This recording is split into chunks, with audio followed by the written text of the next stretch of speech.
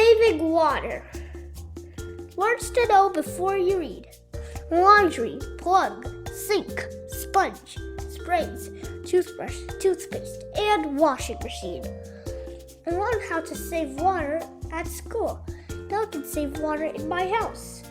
My sister is brushing her teeth. She turns on the water. Where is the toothpaste? She asked.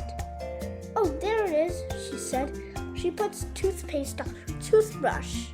Don't leave the water running. Turn it off after brushing, I said. Okay, I will, she said. Mom is washing dishes. She rinses them under the running water. That is too much water. Mom, I said, put the plug in.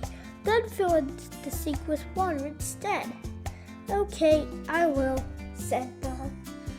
Brother comes home from soccer. His clothes are muddy. He puts his shorts in the washing machine. Should put more clothes in it. Here's more laundry. Let's wash them together, I said. Okay, I will, he said. Dad is cleaning his car. He sprays water with the hose. Dad, don't do that. Use a bucket and sponge, I said. Okay, I will, said Dad. We can all use much less water. We can all work together to save water, I said.